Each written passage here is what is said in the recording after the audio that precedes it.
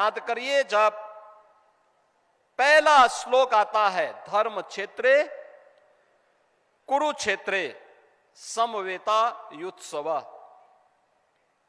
यानी धर्म क्षेत्र से ही शुरू होता। धर्म क्षेत्र दुनिया के अंदर कहीं नहीं होता होगा जहां युद्ध का मैदान धर्म क्षेत्र के रूप में जाना जा रहा हो, लेकिन हमारे यहां हर कर्तव्य को हमने पवित्र भाव के साथ माना है। अच्छा करेंगे पुण्य के भागीदार बनेंगे, गलत करेंगे पाप का भागीदार बनेंगे। और ये मान करके जब हर सनातन धर्मावलंबी चलता है तो वह अच्छा करने का प्रयास करता है। भारत ने विश्व मानवता को जो संदेश दिया है प्राचीन काल से ही, उसका वह संदेश भी वही है।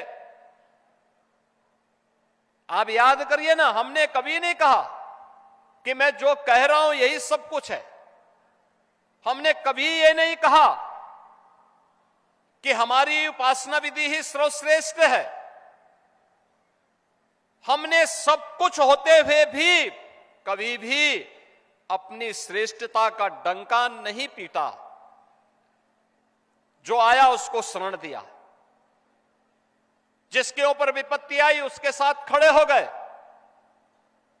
जिसके सामने कोई चुनौती आई उसकी चुनौती का सामना करने के लिए सनातन धर्मावलंबी उसके साथ सहयोग के लिए खड़ा हो गया। अन्याय नहीं होना चाहिए, जियो और जीने दो की प्रेरणा अगर किसी ने दी है तो अब भारत की भूमि ने दी है। कुछ लोगों ने दुनिया में भी और भारत में भी सेवा को सौदे का माध्यम बनाया है।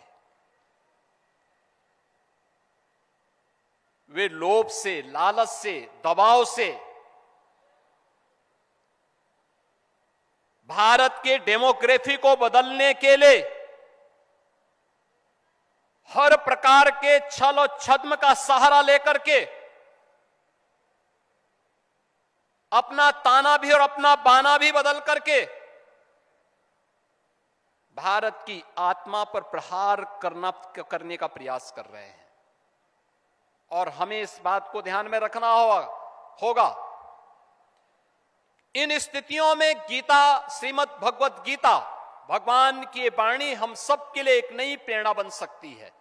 और मैं तो इस बारे में हृदय से अभिनंदन करूंगा पूज्य स्वामी ज्ञानानंद जी महाराज का, जिन्होंने जियो गीता को जीवन के प्रत्येक क्षेत्र में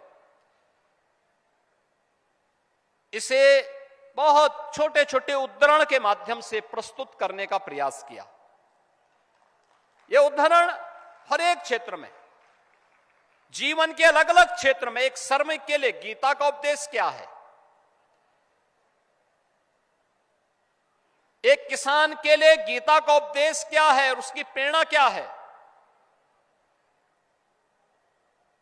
एक महिला के लिए गीता की प्रेरणा क्या है, एक छात्र के लिए गीता की प्रेरणा क्या है, एक नौजवान के लिए गीता की प्रेरणा क्या है, एक नौकरी पेशा व्यक्ति के लिए गीता की प्रेरणा क्या है, एक चिकित्सक के लिए, एक अधिवक्ता के लिए, एक व्यापारी के लिए, एक योद्धा के लिए, एक सैनिक के लिए गीता की प्रेरणा क्या है।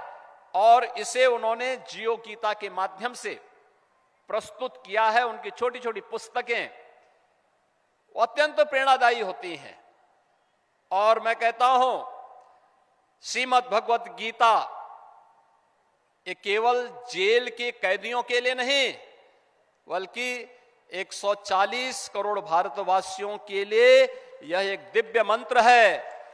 जीवन में सफलता का मार्ग प्रशस्त करने वाले और जीवन जीने की एक कला का मार्ग है और इसे हर व्यक्ति को अपने जीवन का हिस्सा बनाना चाहिए। राजनीति से जुड़ी सटीक खबरों के लिए जुड़े रहिए न्यूज़ टीवी पर।